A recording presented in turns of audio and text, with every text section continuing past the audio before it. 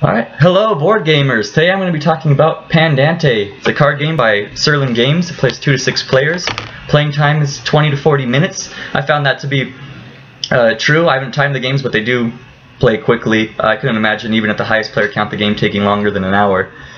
Alright, so we're just going to get right into the rules. Pandante is going to be really familiar to you if you've played Texas Hold'em. It's got a lot of differences, but the core of the game is Texas Hold'em. So, it's going to have everyone gets dealt 2 cards at the beginning of the game, beginning of a round. Then you'll flip 3 cards from the top of the deck face up into the center of the table. These will be the cards on the table, and the cards in your hand are what you're going to be trying to use to make your best possible poker hand. Alright, so it starts out with everybody anteing in 1 to the pot. You'll have the 3 cards flipped up on the table, and then you go into the betting round.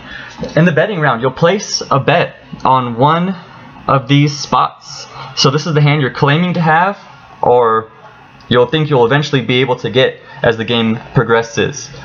They start from the weakest, going like this, all the way to the strongest hand. And so everyone will place 2 gold onto the board. You start with 50, and then it moves on to the snack phase.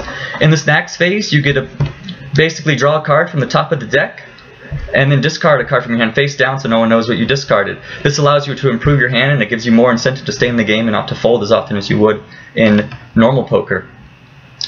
And then, there is one caveat to that though. For every, let's say the highest claimed hand was a flush and you were at a straight. For every spot you're behind the highest claimed hand, you have to pay 2 gold in the pot. For this it would be 2, 4. So you'd have to pay 4 gold into the pot if you wanted a snack in that situation. Then after everyone has done their betting and they've done their snacks that they wanted to, you move on to the next phase, which is you flip a 4th card from the top of the deck, joining the other 3 cards, and then there's another round of betting. In this round of betting, you could actually fold. If you don't like your situation or the hands you have or what's on the table, you don't like your chances, you could get out right here and you don't have to bet anymore. Then after everyone's betted, you can never go down though. So if you betted at flush, you have to stay at flush or go higher. So something to be careful about. And then after everyone's done another round of betting, there's another round of snacks, works the same as the first one. Then after that, you flip the 5th card from the top of the deck. And then there's another betting round. And then after that, there isn't a snack phase anymore. You only snack in the first 2 times. This time there's actually an ability round. There's 6 different abilities in the game corresponding to the 6 suits in the game. So you may notice then that the deck is constructed differently than a poker deck. In this game you have 6 different suits, numbered 1 through 10 plus a joker, so it's a 61 card deck. So there's 6 different abilities that you could do in this game. In the ability phase, you could declare 0, 1, or 2 different abilities that you want to do. Now, to do these abilities safely, the colors you declare have to match the cards in your hand. Because when you declare the abilities you want to do, other people around the table can challenge you. They could say that, and when they challenge you, if you're lying, you have to pay each challenger 5 gold. But if you weren't lying, you show your hand, cards like this, you only show the color, so they don't see what numbers you have, and then you'd get to do those abilities. If you were lying, you don't get to do anything. And then each ability has different various effects that'll help you in certain ways and add some interesting things to shoot for during the game. Makes some cards value better at different times in the game, even if they don't directly influence your hand. Then after everyone's had a chance to do abilities, you will resolve challenges on hands. So you only care about who's in the highest position. So let's say the highest player was betting on a flush. Challenges would be resolved against him or her first. So you go around the table again, left of the dealer, standard poker stuff. And players are going to take turns challenging or passing. If you challenge someone and they were lying about their hand, they only have to pay you 5 gold. But if you challenge them and they were telling the truth about their hand, you have to pay them 5 times the number of players. So it could be disastrous if you challenge someone and they were telling the truth on their hand.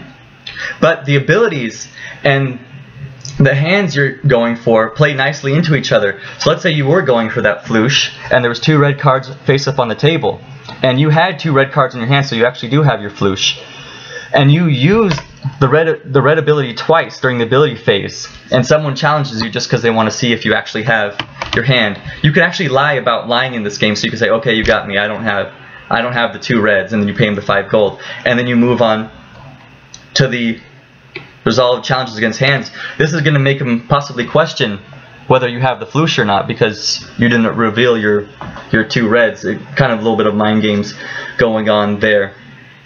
And then after you resolve challenges, the person that had the highest claim hand, either if they were successfully lied about it, no one challenged it, they won, they would win, or if they prove that they have it, they win. And it would go around until either people have been challenged and called out, and then it could even go just to one player left claiming a pair if everyone was lying and didn't have their hand, and he could win just by default by being the last player. If someone was lying and they won, they would get to take one of these special ability cards called Panda Lords, and they do various fun things that give you nice little bonuses. You could only take Panda Lords that correspond to the colors of cards you have in your hand. So say I had that same green-blue combination and I won, I could only take the green or the blue Panda Lord. And you just keep going around the table, and I mean, you keep playing rounds in this manner until someone's won the game. You win the game by hitting a certain threshold of gold. I don't know if you'll be able to see this, I'll just read out. In a 2-player game, if you get 80 gold at the end of a round, you'll win. 3-player game, 90. 4-player game, 110. 5 players, 130. And 6 players, 150 gold. You're the winner. Also, a nice thing about this game, a lot of people don't like player elimination in games. This game has no player elimination. If you go below 20 gold, you get refilled back up to 20 gold at the start of the next round. If you ever go to 0 gold, the gold fairy will cover your debts until the end of the round.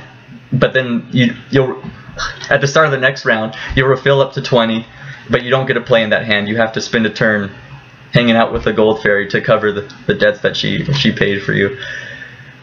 Alright, and that's kind of the rules in a nutshell. Another interesting thing about Pandante, though, is there's several levels of entry you could get in. You could go straight for the deluxe version, which is the nicest, best version. Comes in this really nice box.